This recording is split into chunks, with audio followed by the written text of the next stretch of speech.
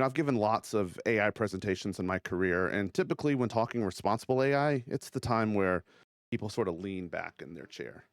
But given the risks in the whole AI industry right now, this is the time to lean forward. Human in the Loop starts now.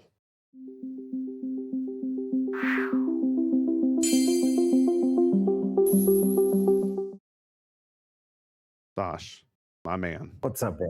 How you doing, dude? What's up? I'm good. How are you doing? Happy Friday. Good, man. Happy Friday to you, man. I always feel like every time I see you wearing a hat, it like frames your face real nicely. But like, you don't get the hair, man. And you know I love your hair, Sash. But it's a good look either way, man. Thank you. There are some bad hair days, though. I know. I have spent way more hours in my life trying to get my hair perfect, and I don't know, at 41, I'm just go a little bit shorter, but get it, man. Get it. I hear you. Where that's why we use AI headshots, right? Because in AI headshots, it's always a good hair day. Yep, it's always perfect. I love it.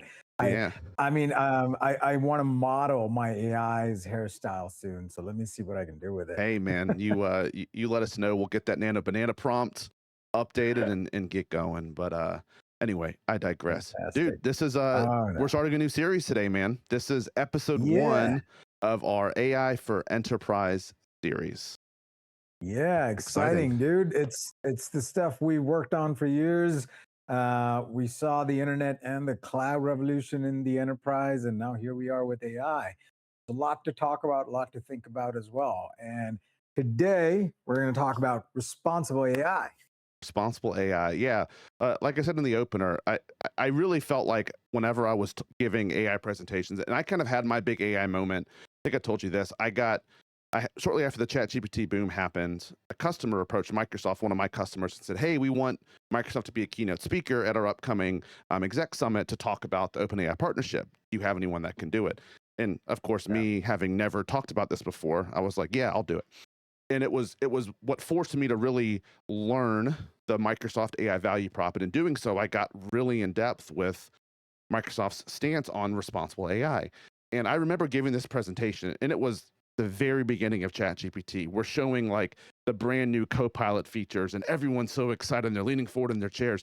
And as soon as I started talking responsible AI, like I felt like the people that all of a sudden pulled their phones out, that was it, right? Yeah. And I get it. It's not sexy, but like this is it, man. Like focusing on responsible AI, and we'll talk about like what that means. And like my influence is really like based on how Microsoft brought responsible AI to market.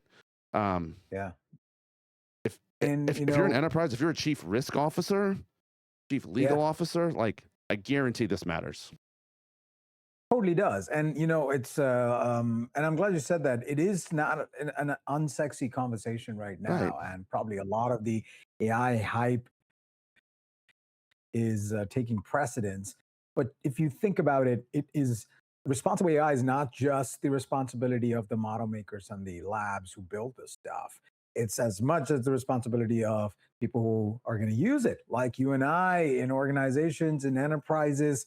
And if you've been through the cloud revolution, you've gone through compliance of how you've seen how cloud compliance has kind of matured, this is the moment to start talking about responsible AI. It is, right? And AI is just not AI. Technology in general is always going to lead, and ordinance, compliance, regulation, all of that is going to trail, right? Like it's why disruption. It's why every SaaS and every small business who's starting a company, like you got to find a way to disrupt and force the market to catch up. And responsible AI is like it should be a leading indicator, but it's often a lagging indicator, right? The same way that it is, I think, in the world. I was watching a video last night about the Batman ride in Six Flags over Georgia, and how there was a person killed at a ride back in 2008, and like this person snuck over the fence, ignored like all the violations, was like in the danger zone, and like there was an audit done. Six Flags was not found liable, not found at all guilty, but they spent the next year having to do so many things, having to change their safety posture, having to even they did nothing wrong. Right. And like you could take that same analogy and apply it to this, right? Like we as an organization, it's hard for us to defend investing in something until there's like a punishment square in the face. And this is the proactive side Yeah. of that, of like, in addition to preventing punishment, how can you actually use and implement a practice or a standard or framework to like make sure that your AI is doing good things? Yeah. That's what we're going to talk And, about today. and the risks I think are higher than they ever were with any other past technology Velocity's revolution, higher, right? scale is higher. Yeah. Velocity is like nightmarish almost. People are having trouble keeping up. This stuff is Correct. changing so fast. If everybody, the model makers are racing towards something AGI, ASI, that is not yet concretely defined at breakneck speed, imagine how much is Right. at stake. So, Right. man, this is huge. All right, Yeah. So dive in. a couple things all up, right? Like there's a line that I really like. It's that governance isn't expensive, but governance as a liability is. And so Yeah, like a couple like yeah, just scare metrics here, right? And I hate using that term, but I think it's important. Of like the European Union established an AI Act that will fine organizations up to $35 million. $35 million for major AI violations. And wow, the way I look at responsible AI is like, how can you set yourself up to reduce the risk of an AI violation? So, like I said, did a lot of stuff with Microsoft, and I loved how Microsoft incorporated responsible AI. So for them, it started right, with 6 principles, right? No particular order. Number one, fairness.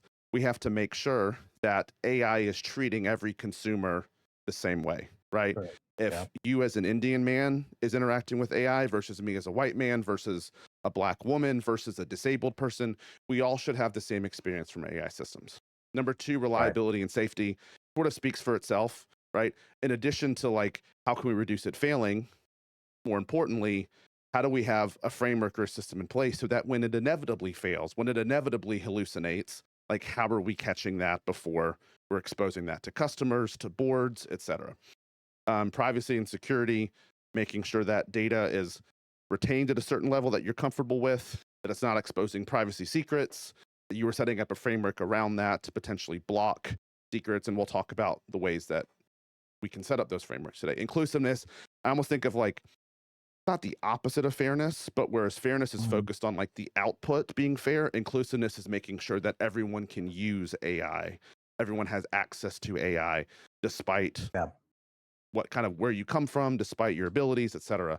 And then transparency, right? I think is a big one. And the one when I talk about how I implement responsible AI in everything that I build in my personal system for TheGrove, tools accelerators that I built for my company, transparency is not hiding behind this. Like, yeah. hey Sash, have you let me ask you a question. Have you ever seen any content on the internet that you know was AI generated, but it didn't say it was AI generated? But like Oh my God. right? Yeah. Every, Yeah. everywhere. Yeah. And Everywhere. it's the point you make about you can build systems that can be autonomous. Like you and I are kind of like we have a lot of systems that are autonomous that do stuff for us. When Right. you want a system to do stuff for you, it needs access to your systems, your data, your processes. Correct. You don't block autonomy, you don't compromise autonomy because of safety, but you build guardrails so the You build autonomy it can in. actually function. You You build it build in. it in. Yep. You build it in. And It has to be foundational. it has to be foundational, right? And I think, I remember when I was first having some of my early conversations, I was advising customers to not give AI chatbots at the time, right? It's not since evolved to agents, Yeah. not give them human sounding names.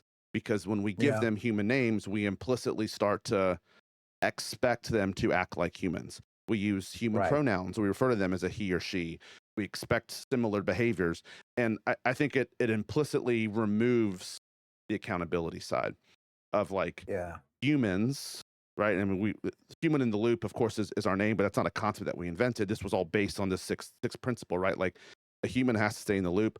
Humans have to be accountable for outputs of AI. Um, I say that because I call my agent Silas. I think I've gotten away from that. I think the industry has kind of moved away, which I get, right?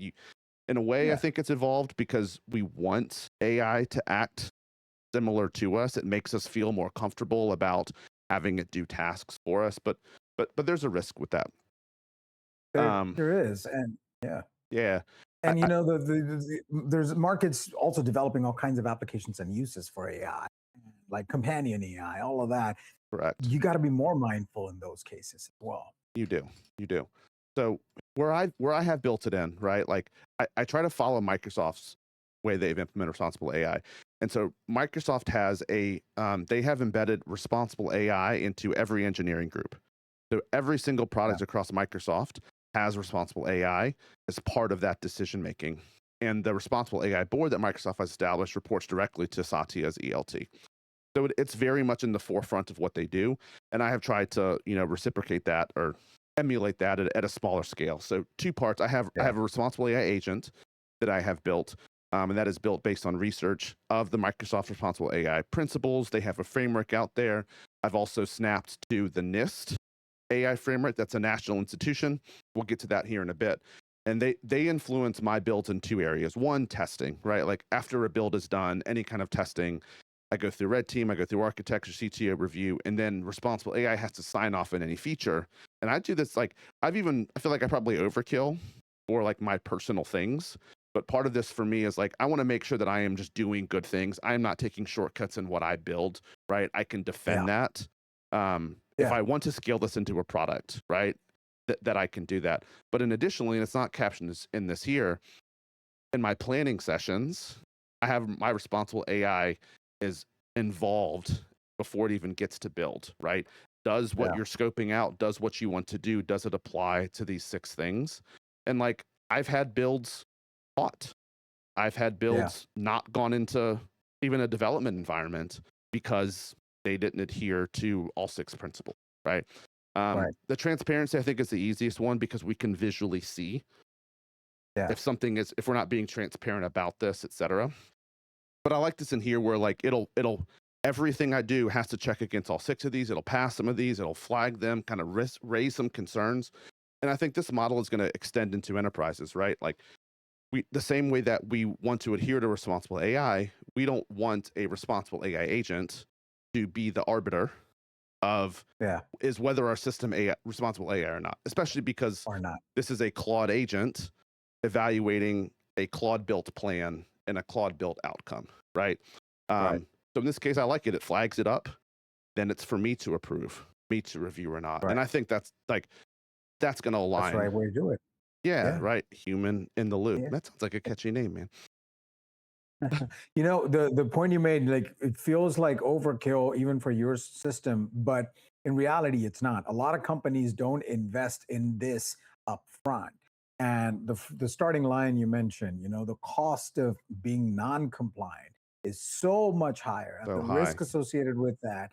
So if you now think it's overkill, I'm not going to allocate budget towards this in my company, then you have to be prepared to actually take on the risk that comes by not doing it right, not doing it in the foundational way. The cost of actually doing it right now is not going to It be anywhere close correct. than what you have to pay for a fine. It feels expensive out front, right? Yeah, But like I said, it's hard to it's hard to show margin and it's hard to yeah, defend like any kind of proactive stance. It just is. That's just the nature of the world that we live in. We all want to be proactive. We all want to have leading indicators.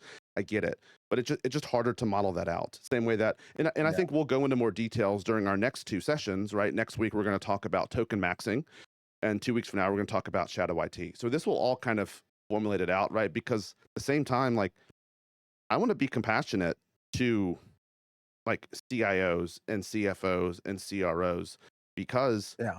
like the shit's expensive. And It like is. everyone who is like hearing about AI is like freaking awesome. Like I could get Yeah, agents to do my work for me. Sounds awesome. And everyone wants it. And so yeah, companies are now having to we've talked about a lot, like it can't just be a single line item on a P&L. yeah, Like AI has nuance and depth to it. So I want to be compassionate that like I get it. Like if we're already afraid of the token max and stories, Uber right. blowing through their annual budget, we're already afraid of like companies or our people doing things outside of us. And it's like, man, so like I got to spend more money to license all these people and I got to invest more. Like Yeah, I get it, right? I'm not here to make decisions for anybody. I'm here to like just talk about a really, really good standard that I personally enjoyed learning about and that I implement into mine. So I'll kind of skip through some of Yeah. this since I know we're coming up. But I want to call briefly the NIST framework. If you don't want to align to Microsoft, or whether it's a vendor Yeah. lock-in, or you don't want to trust like a big tech company to make these decisions for you, I'd encourage anyone to look into NIST, right? So the National Institution AI Risk Management Framework, it's kind of the same thing, but in different words, right? Like, let's have an always on structure to kind of govern Yep. this, to drive accountability. How can we use this to map risk, measure, right?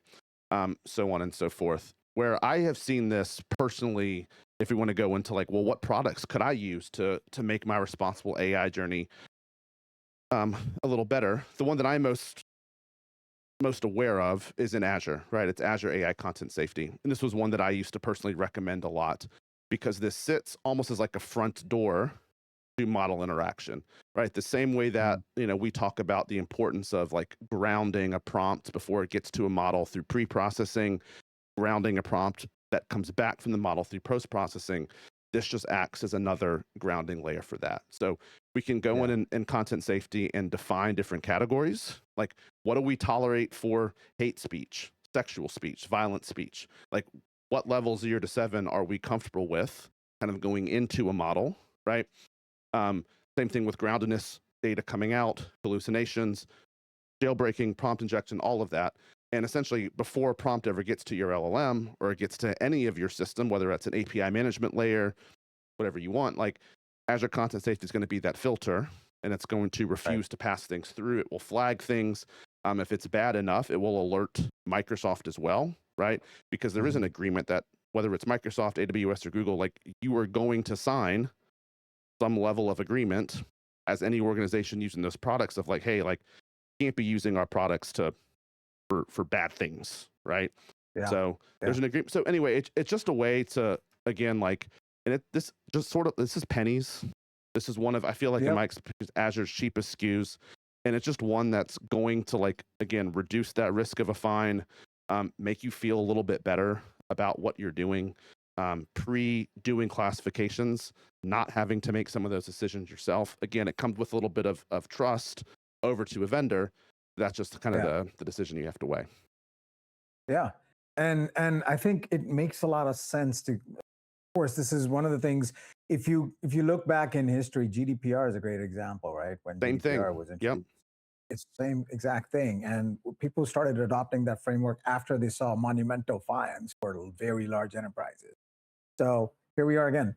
But small steps, actually, start small. Small And I steps. think I love the minimum viable governance posture idea as well. Yeah. And if anyone, like, if you've looked, like, if you're a CISO, you know about ISO 27001, which is a compliance certification, almost like aligning to like SOC 2 for data management. I know that you and I, this was a very common thing when we were selling cloud and Power BI, like we did back in the day, how we met, right? Being able to check this box around like privacy compliance. ISO 42001 is the AI version of that, right? Less about data management, but more about like, are you building an AI management system? How are you reducing risk? And I like this here, the equivalent of SOC 2 for AI systems. I don't think I need to say anything else on that. All right. That's great. It's important. We're having this conversation right now. It's timely. And I think it's just a small example of even how we can build responsible systems for our own personal use. And you can just scale that same idea up to enterprise. And like with anything, right? Like the cost has gone up for not doing it, but like how we can do it, it's easier than ever, right? Like, hey, Sash, if you don't know anything about responsible AI, how would you go to learn more about it? What would you do? I'm going to ask Claude. Ask your AI system, right? Ask your favorite LLM. That's it. Good stuff, man. Awesome. Again, not the sexiest topic, but I hope it's one that resonates. If you're in an AI decision-making role, you're in an architecture role. Yep, you should be looking at it right now. I hope you're thinking about it for sure. Yep. Likewise. So next Good week, stuff, man. dude. Next week we're going to keep it going. Give us a we're talking token maxing, right? Give us a 30-second rundown. Well, everybody knows what token maxing is. I hope AI so. budgets are AI budgets are blowing up. You get your sticker shock from a surprise OpenAI API bill, and we're going to talk about how to identify standard usage patterns of AI across enterprises, how to structure it so you can get more predictable data about your AI usage, and hopefully budget better. I love it, man. AI for Enterprise series continues, part 2 next Friday. Sash, enjoy it, man. See you then. Always a pleasure, brother. Always, man. Cheers.